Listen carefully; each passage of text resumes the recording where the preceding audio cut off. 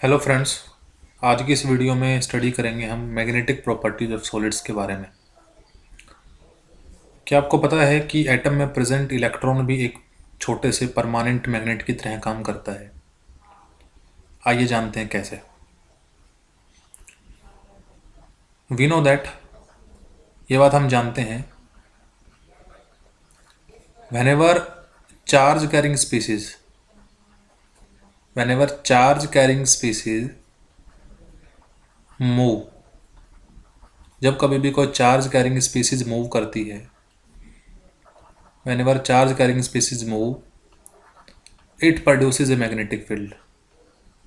वो magnetic field produce करेगी। It produces a magnetic field and also as electrons are charge species, as electrons are charged species, क्योंकि electrons भी charged species हैं। So वो भी motion करते हुए, मोमेंट शो करते हुए मैग्नेटिक फील्ड प्रोड्यूस करेंगे, यानी ये भी as a permanent magnet, tiny permanent magnet की तरह वर्क करते हैं। As electrons are charge species, so they also acts as tiny permanent magnet। Tiny permanent magnet, वो छोटे से परमानेंट मैग्नेट की तरह काम करता है। इलेक्ट्रॉन्स जो हैं किसी भी एटम में मूव करते हुए दो टाइप के मोशन शो करता है। फर्स्ट है ऑर्बिटल मोशन, जिस मोशन के वजह से इलेक्ट्रॉन न्यूक्लियस के चारों तरफ रिवॉल्व करेगा। First is orbital motion. So whenever electron will rotate about the axis of internuclear axis of nucleus, जब कभी भी इलेक्ट्रॉन इंटरन्यूक्लियर एक्सिस के अराउंड रोटेट करता है तो वो ऑर्बिटल मैग्नेटिक मोमेंट प्रोड्यूस करता है। It will produce orbital magnetic moment. It will produce orbital magnetic moment. वो ऑर्बिटल मैग्नेटिक मोमेंट प्रोड्यूस करेगा व्हेनेवर ऑर्बिटल मोशन की जब हम बात करेंगे तब। ड्यूरिंग ऑर्बिटल मोशन, जब इलेक्ट्रॉन्स ऑर्बिट में रोटेट कर रहा है अराउंड ए न्यूक्लियस, उस पर्टिकुलर मोमेंट पर वो ऑर्बिटल मैग्नेटिक मोमेंट की फॉर्मेशन करता है। और जैसा कि हम जानते हैं इलेक्ट्रॉन अपनी एक्सिस पर भी खुद स्पिन करते रहते हैं। इलेक्ट्रॉन अपनी एक्सिस पर भी, this is the axis off spin, ये है एक्सिस ऑफ स्पिन, ये अपनी एक्सिस पर भी क्या करते रहते हैं, स्पिन करते रहते हैं, जैसे कि एक लट्टू स्पिन करता रहता है अपनी एक्सिस पर। तो इस पर्टिकुलर मोमेंट पर ये फॉर्मेशन करता है spin magnetic moment. Spin magnetic moment. तो इन्हीं दोनों प्रॉपर्टीज की वजह से हम कह सकते हैं कि इलेक्ट्रॉन एक टाइनी परमानेंट मैग्नेट की तरह काम करेगा, क्योंकि उसके पास ऑर्बिटल मैग्नेटिक मोमेंट भी है और उसके पास स्पिन मैग्नेटिक मोमेंट भी है। ठीक है, तो इन्हीं प्रॉपर्टीज के बेसिस पर, मैग्नेटिक प्रॉपर्टीज के बेसिस पर हम सॉलिड्स को क्लासीफाई करेंगे। So on the basis of magnetic properties of solids can be classified into 5 different types. So 5 types of magnetic solids are present. 5 तरह के मैग्नेटिक सॉलिड्स प्रेजेंट होते हैं। Magnetic solids, 5 type of magnetic solids are present. उन्हीं के बारे में हमें one by one discuss करना है। तो सबसे पहले हम बात करते हैं डायमैग्नेटिक सब्सटेंसेस के बारे में, या डायमैग्नेटिक सॉलिड्स के बारे में। Diamagnetic solids, what do you mean by diamagnetic solids? So diamagnetic solids are those solids. Diamagnetic solids are those solids which are weakly repelled by external magnetic field. Which are weakly repelled by external magnetic field. Repelled by external magnetic field. ऐसे solids जो external magnetic field को repel करते हैं, या ऐसे solids जिनको external magnetic field repel करती है। ठीक है, जिनको एक्सटर्नल मैग्नेटिक फील्ड रिपेल करती है उनको हम बोलते हैं diamagnetic substances. External magnetic field जिन भी सॉलिड्स को रिपेल करेगी, दूर धकेलेगी, उन्हीं को हम बोलते हैं डायामैग्नेटिक सब्सटेंसेस और डायामैग्नेटिक सॉलिड्स। रीज़न क्या है इसका, क्यों एक external magnetic field in solids को दूर फेंकती है, दूर धकेलती है, उसको रिपेल क्यों करती है? तो रीज़न है they do not contain any unpaired electron. इनके पास कोई भी अनपेड इलेक्ट्रॉन नहीं पाया जाता। They do not contain any unpaired electron. इनके अंदर कोई भी इलेक्ट्रॉन पेड नहीं पाया जाता है, यानी कि that is we can say all the electrons are paired. इनमें जितने भी इलेक्ट्रॉन्स प्रेजेंट हैं, ऑल इलेक्ट्रॉन्स आर पेयर्ड, वो सारे पेयर्ड हो चुके हैं। इसी वजह से एक्सटर्नल मैग्नेटिक फील्ड इन सब्सटेंसेस को अपने से दूर रिपेल करती है, अपने से दूर धकेलती है। एग्जाम्पल अगर आप लिखना चाहें, मेंशन करना चाहें, सोडियम क्लोराइड, टाइटेनियम ऑक्साइड, ठीक है, बेंजीन, ऐसे कुछ एग्जाम्पल होंगे जो कि डायमैग्नेटिक होते हैं नेचर में। So diamagnetic solids or substances are those which are weakly repelled by external magnetic field because they do not contain any unpaired electron. That is, all the electrons are paired. So that this type of substances are known as diamagnetic substances. बढ़ते हैं next category की तरफ, जो कि है paramagnetic substances. Paramagnetic substances, paramagnetic substances या paramagnetic solids. So those solids, paramagnetic substances or solids are those solids which are weakly attracted by external magnetic field. Those substances which are weakly attracted by external magnetic field, weekly attracted by external magnetic field. वो substance जो external magnetic field को weekly attract करते हैं, या ये कहें कि जिन substances को एक्सटर्नल मैग्नेटिक फील्ड अपनी तरफ अट्रैक्ट करेगा, ऐसे सब्सटेंसेस को पैरामैग्नेटिक सब्सटेंसेस कहा जाता है। So paramagnetic substances are those which are weakly attracted toward the external magnetic field. अगर हम रीज़न की बात करें, सो रीज़न क्या है, because they contains unpaired electron. इनके अंदर अनपेयर्ड इलेक्ट्रॉन पाए जाते हैं। दे कंटेन्स अनपेयर्ड इलेक्ट्रॉन, कारण है इनके अंदर इलेक्ट्रॉन्स पाए जाते हैं। They contain unpaired electrons. उन्हीं अनपेयर्ड इलेक्ट्रॉन की वजह से इनका मैग्नेटिक मूवमेंट जो है वो कैंसिल नहीं हो पाता है, और हमें वहाँ से एक नेट मैग्नेटिक मोमेंट मिलेगा, जिसकी वजह से एक्सटर्नल मैग्नेटिक फील्ड के टुवर्ड ये अट्रैक्ट किए जाएंगे। एग्जाम्पल अगर आप मेंशन करें तो एग्जाम्पल लिख सकते हैं CO2 positive ion, oxygen, Cr+3, etcetera etcetera, यानी वो सारी की सारी स्पीसीज जिनमें भी हमें अनपेयर्ड इलेक्ट्रॉन्स मिलेंगे, वो पैरामैग्नेटिक सब्सटेंस की कैटेगरी में लिखे जाते हैं। नेक्स्ट कैटेगरी जिसको हम बोलते हैं ferromagnetic substances. Ferromagnetic substances, ferromagnetic substances क्या होते हैं उनके बारे में डिस्कस करेंगे। So ferromagnetic substances are those substances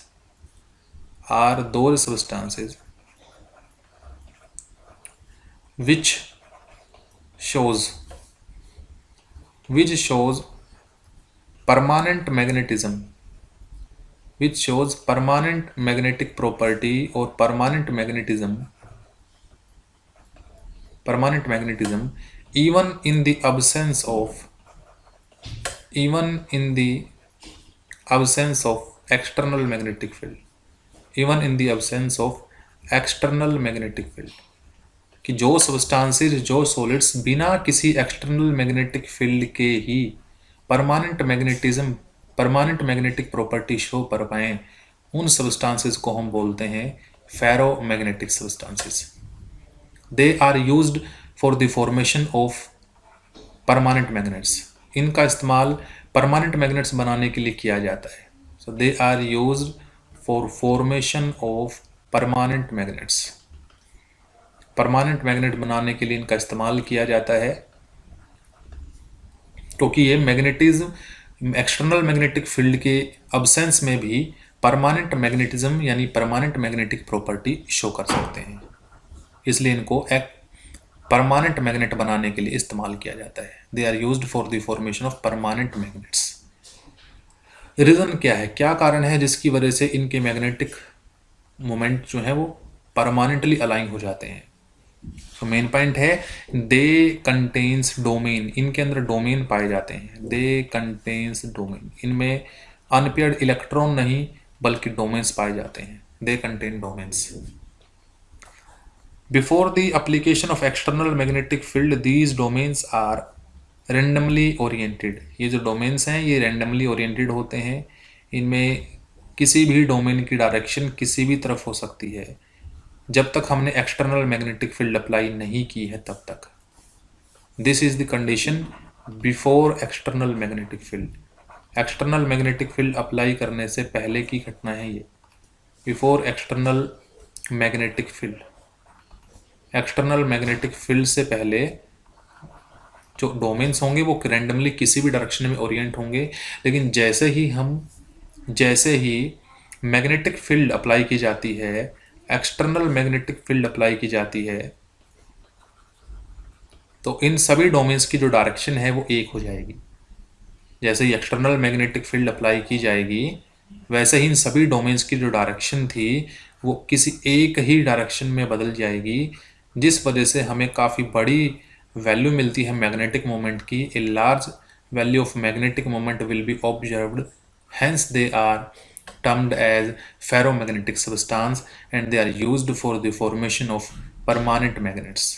so external magnetic field apply करने के बाद आफ्टर एक्सटर्नल मैग्नेटिक फील्ड ये सभी के सभी जो डोमेन होते हैं ये किसी एक पर्टिकुलर डायरेक्शन में ओरिएंट हो जाते हैं, अलाइन हो जाते हैं, और यहीं से हमें बहुत ज़्यादा वैल्यू मिलती है मैग्नेटिक मोमेंट की, ठीक है, जिसका इस्तेमाल परमानेंट मैग्नेट्स बनाने के लिए किया जाता है। एक इम्पॉर्टेंट पॉइंट याद रखने के लिए ये है कि फेरोमैग्नेटिक सब्सटेंसेस की मैग्नेटिक मोमेंट वेरी हाई होती है। कौन शो करते हैं? जनरली निकल हुआ, नायोबियम हुआ, ठीक है, इस तरह की जो स्पीसीज होंगी जिनके अंदर डोमेन मिलेंगे, जो मेटेलिक सॉलिड होंगे, आयरन है, इस टाइप के जो सॉलिड्स हैं उनका इस्तेमाल परमानेंट मैग्नेट बनाने के लिए किया जाता है। नियोडीमियम जो है, ठीक है, नियोडीमियम उसकी बहुत ही पावरफुल मैग्नेट्स बनती हैं, वो भी परमानेंट मैग्नेट की कैटेगरी में आता है।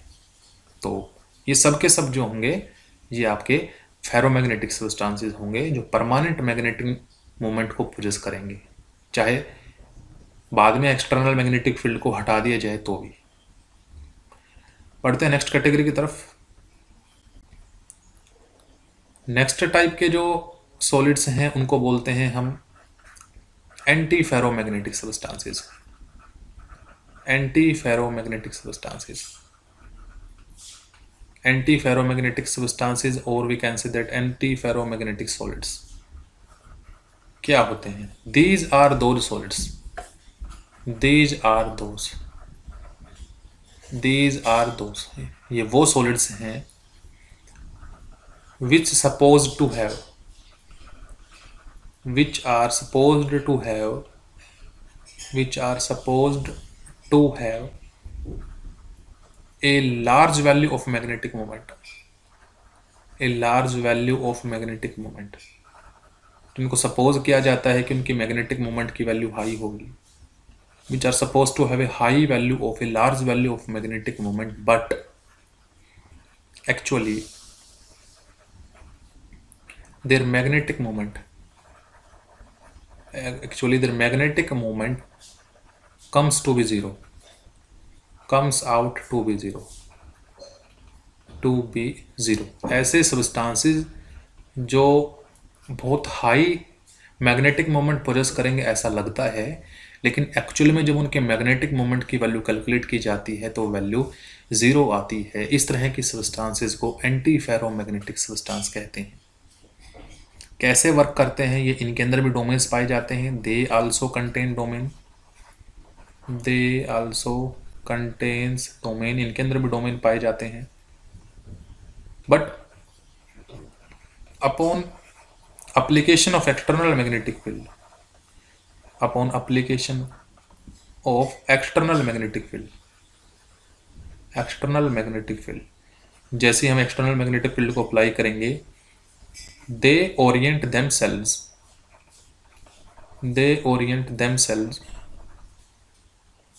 in opposite direction to each other, in opposite direction to each other, वो अपने आप को और अपोजिट डायरेक्शन में ओरिएंट कर लेंगे। जैसे ही एक्सटर्नल मैग्नेटिक फील्ड अप्लाई की जाएगी, एक दूसरे को अपोजिट डायरेक्शन में ओरिएंट कर लेंगे। For example, before external magnetic field, अगर एक्सटर्नल मैग्नेटिक फील्ड से पहले की बात की जाए तो उनके जो डोमेन है वो रेंडमली ओरिएंटेड होंगे, just like ferromagnetic substances. But after the application of external magnetic field, जैसे ही एक्सटर्नल मैग्नेटिक फील्ड अप्लाई की जाएगी, जैसे ही एक्सटर्नल मैग्नेटिक फील्ड अप्लाई की जाएगी, इनकी जो ओरिएंटेशन है वो चेंज हो जाएगी, और ओरिएंटेशन चेंज होकर के ये डोमेन्स एक दूसरे के जस्ट अपोजिट आ जाएंगे। So after the external magnetic field these will Orient themselves in opposite direction. अगर दो डोमेन्स नीचे की तरफ हैं तो दो डोमेन्स ऊपर की तरफ लाई करेंगे, यानी एक दूसरे के इफेक्ट को कैंसिल कर देंगे, क्योंकि मैग्नेटिक मोमेंट एक वेक्टर क्वांटिटी है। सो इस डोमेन के कारण, यानी डोमेन नंबर 1 की वजह से डोमेन नंबर 3 का इफेक्ट, और डोमेन नंबर 2 की वजह से डोमेन नंबर 4 का इफेक्ट कैंसिल हो जाएगा, और यहाँ से हमें नेट मैग्नेटिक मोमेंट की वैल्यू 0 मिलेगी। इस तरह के सब्सटेंसेस को कहा जाता है anti ferromagnetic substances.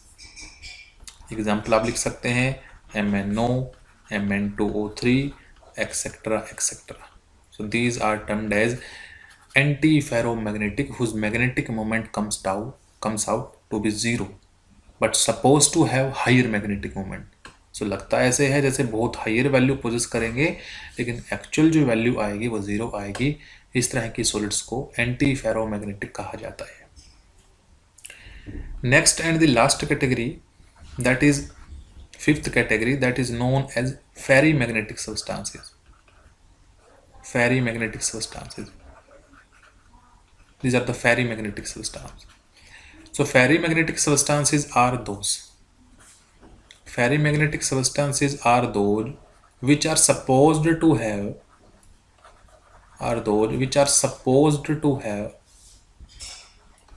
high value of magnetic moment or large value of magnetic moment,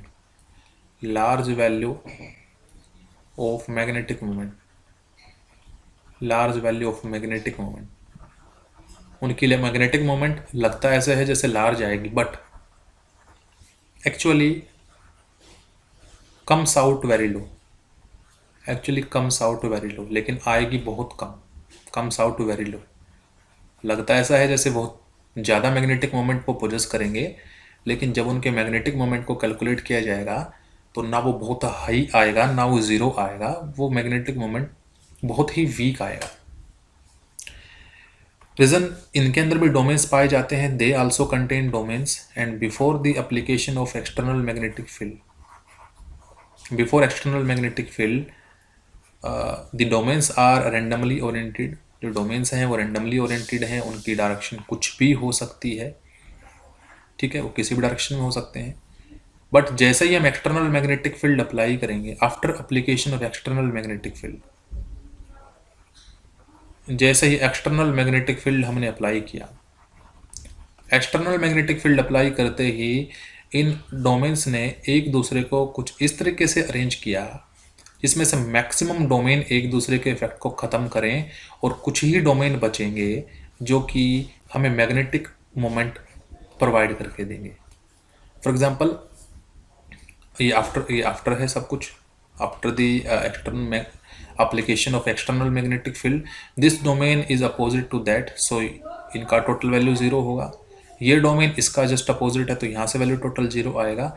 तो हमारे पास में सिर्फ एक ही डोमेन मिलेगा जो कि इसके मैग्नेटिक मोमेंट को लेस रखेगा, ना ही 0 आएगी ना ही बहुत हाई आएगी, तो मैग्नेटिक मोमेंट की वैल्यू काफ़ी कम पाई जाती है, ठीक है। वी आल्सो नो दैट कि किसी भी सॉलिड के मैग्नेटिक मोमेंट को कैलकुलेट करने के लिए हमें n into n plus two under the root Bohr magneton की टर्म में हम उसको कैलकुलेट करते हैं, where n is the number of unpaired electrons. So this formula applies to any ion or any metals जिसके हमें मैग्नेटिक मोमेंट के value है, मैग्नेटिक मोमेंट की वैल्यू कैलकुलेट करनी हो. So anti-ferromagnetic substances are those which are supposed to have very high value or very large value of magnetic moment, but actually the value comes out to be very low. ठीक है, because the domains will align themselves in such a way that mostly domains will cancel out their effect. Mostly जो domains होंगे वो अपने effect को cancel out करेंगे and a few one will remain to provide magnetic moment, और कुछ ही बचेंगे जो मैग्नेटिक मोमेंट की वैल्यू को कंट्रीब्यूट करेंगे. एग्जाम्पल जो होंगे इस टाइप के सॉलिड्स के वो होते हैं आपके फेराइट. सो Fe3O4 हो सकता है, और जितने भी फेराइट होते हैं, what do mean by ferrite, ferrite होते हैं Fe3O4 में से अगर हम फेरस आयन को, Fe3O4 में से अगर हम फेरस आयन को यानी Fe2 पॉजिटिव आयन को अगर डिस्प्लेस कर दें किसी और दूसरे डाई पॉजिटिव आयन से, ठीक है, Fe3 में से जो Fe2 पॉजिटिव आयन है अगर उसको हम रिप्लेस कर दें किसी और दूसरे डाई पॉजिटिव आयन से, जैसे for example calcium ion, magnesium ion, so this type of structure is known as ferrites. So Fe3O4 ferro oxide and Fe2O4 this is known as ferrites shows this type of property that is ferrimagnetic properties. So friends आज की video में बस इतना ही. अगर आपको video अच्छी लगे तो लाइक शेयर सब्सक्राइब कीजिएगा. Thank you friends.